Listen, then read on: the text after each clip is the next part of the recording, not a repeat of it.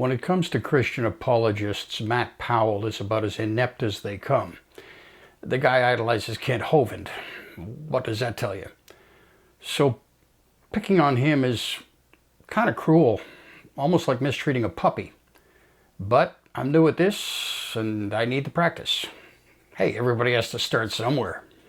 This video was recently posted to his official YouTube channel, which I presume he's rather proud of. Before the Big Bang, there was nothing, literally nothing. It would look better if he could find an interview with a real astrophysicist or someone competent in the field, rather than using the narration from a video produced for the popular media, but that might be too confusing for him.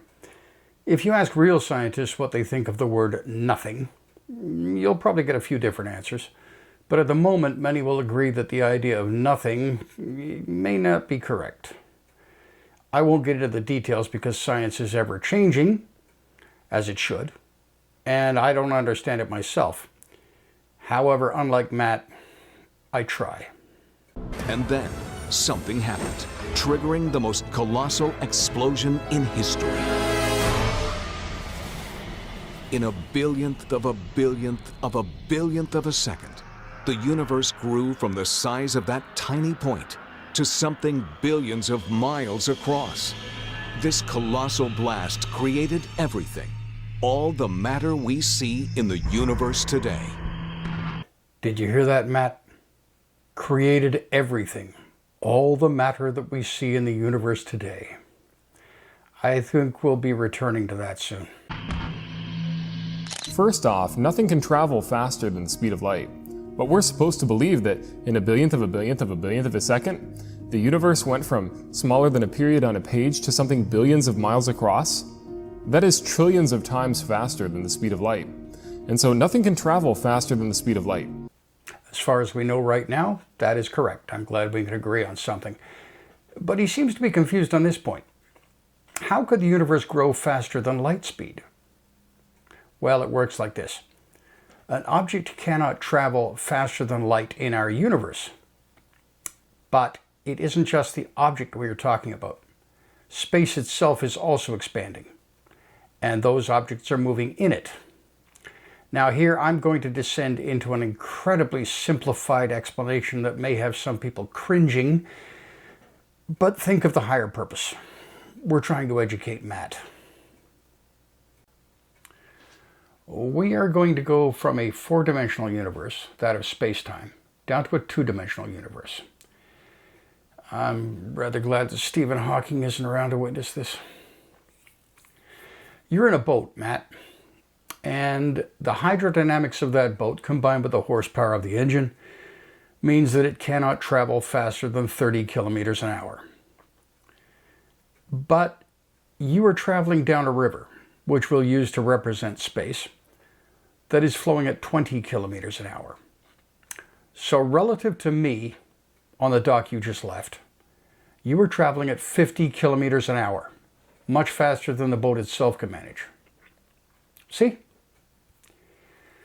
Neil deGrasse Tyson is now trying to think of what wrestling move to beat me down with.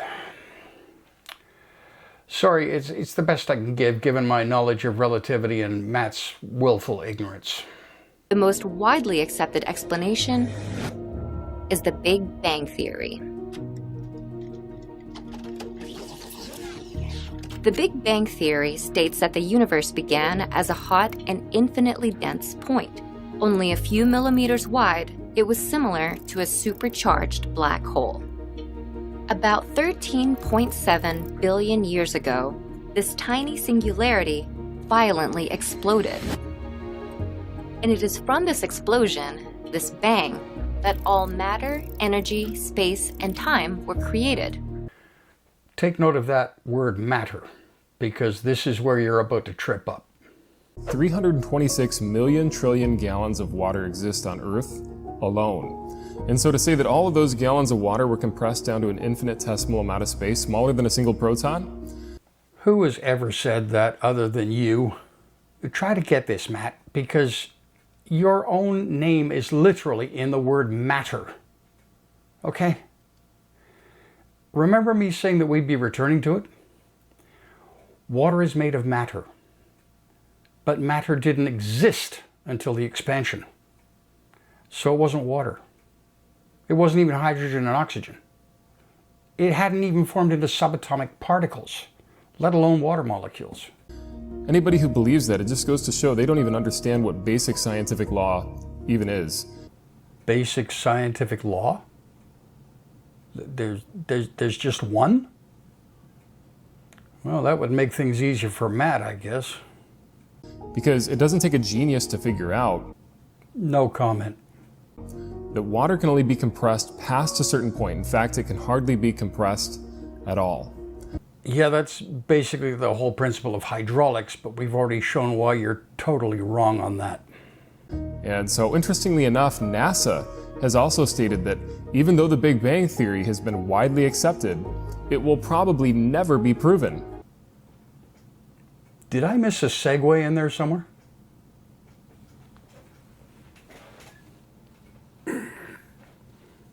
And so, interestingly enough, NASA has also stated that even though the Big Bang Theory has been widely accepted, it will probably never be proven. So, even NASA admits that the Big Bang Theory, which they all believe in, will probably never be proven. Do you know why? Because it's not provable, because it's not science. Let me teach you a little bit about the English language, Matt. Colloquially, the word proven means found to be true, but less familiarly, it also means that it's tested. To prove something is to test something as well, and it's found to either work or not work. And in that sense, the Big Bang Theory is quite secure. Physicists follow the math, and if what they observe conforms to that, it's working. So far, it seems to do so. See? It is provable. Is it true? Science cannot claim to know absolute truth, but it does a pretty good job of finding what works. Because it's not true.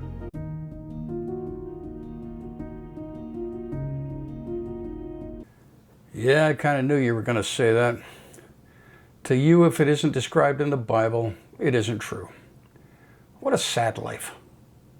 Purposely ignoring the majesty of the natural world, never wanting to find out anything. And that is the state in which you want everyone else to live. Not me, Matt. Not me.